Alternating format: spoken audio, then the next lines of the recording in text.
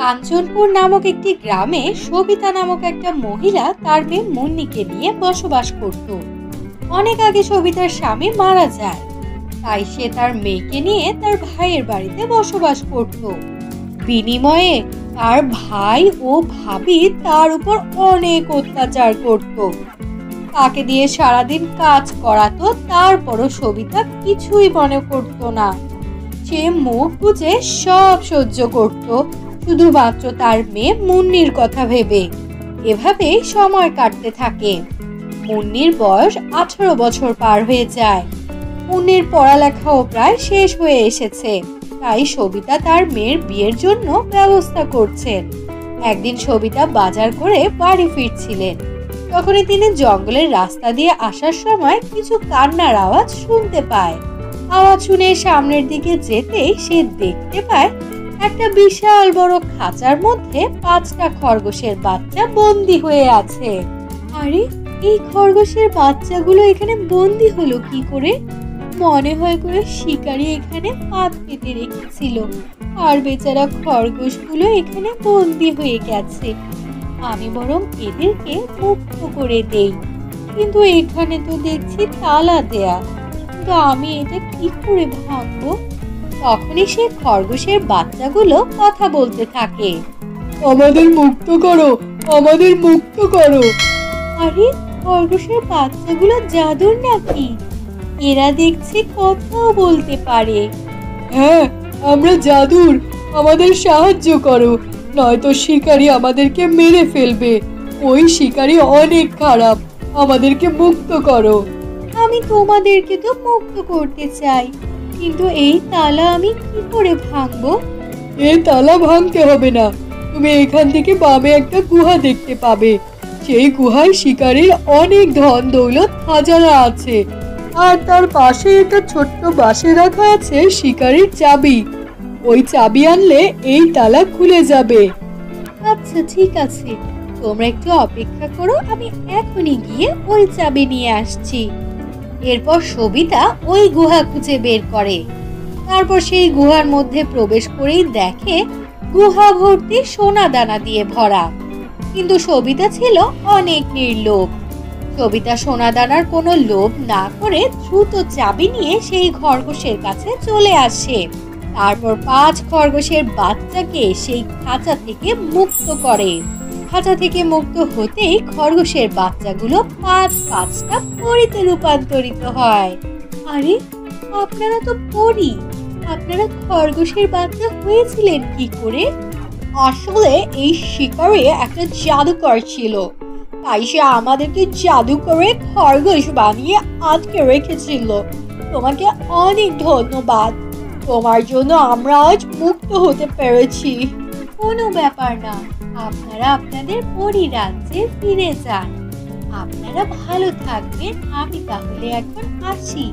দাঁড়াও সবিতা, তুমি আমাদেরকে সাহায্য করেছো, আমাদেরকে মুক্ত করেছো, তাই আমরা তোমাকে কিছু একটা উপহার দিতে চাই।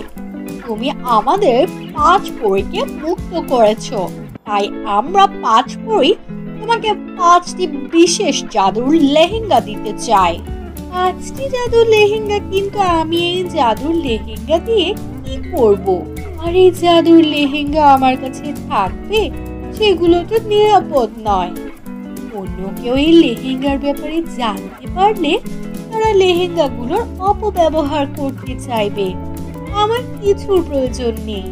তোমার সততা এবং সরলতা দেখে আমরা মুগ্ধ হয়েছি। তবে তুমি চিন্তা করো না, এখান থেকে ডান দিকে 10 কদম এগিয়ে গেলেই একটা পুরনো কুয়ো দেখতে পাবে। সেই কুয়োর মধ্যে এই 5 লেহেঙ্গা ফেলে দিও।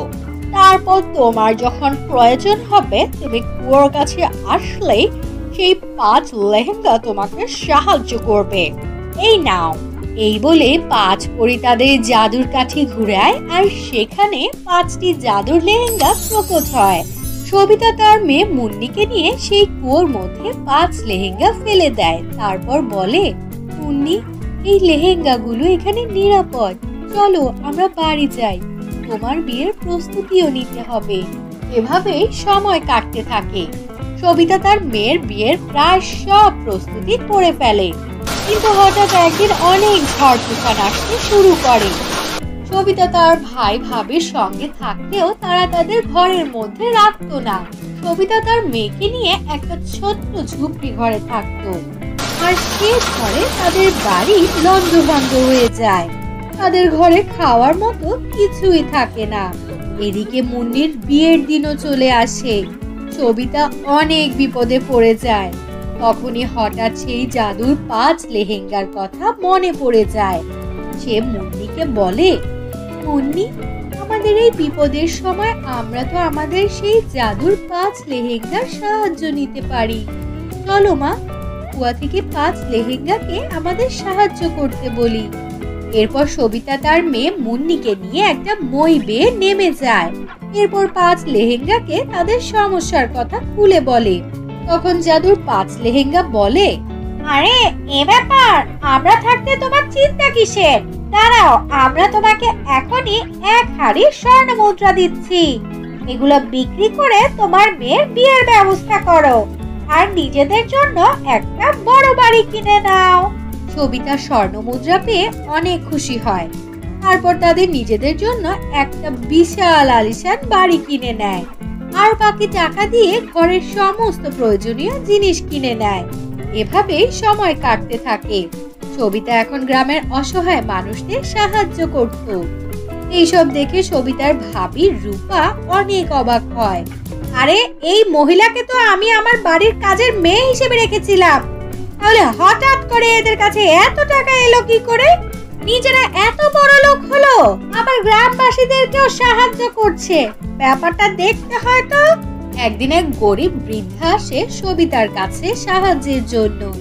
মারে, আমি বড় অসহায়। আমার ঘরে বৃদ্ধ স্বামী, আমার ছেলে মেয়েরা আমাকে খাবার দেয় না। আমি আমার স্বামী এখন গাছতলায় থাকি। শুনেছি তুমি নাকি মানুষের সাহায্য করো, আমাকে একটু সাহায্য করতে পারো? কেন নয় বুড়িমা, আপনি আমার বাড়িতে বসুন, আমি আপনার জন্য এখনই টাকা নিয়ে আসছি। এরপর সবিতা তার জাদুর লেহেঙ্গার কাছে আসে। তারপর তার জাদুর 5 লেহেঙ্গাকে বলে সেই বৃদ্ধাকে সাহায্য করার জন্য কিছু স্বর্ণ মুদ্রা দিতে।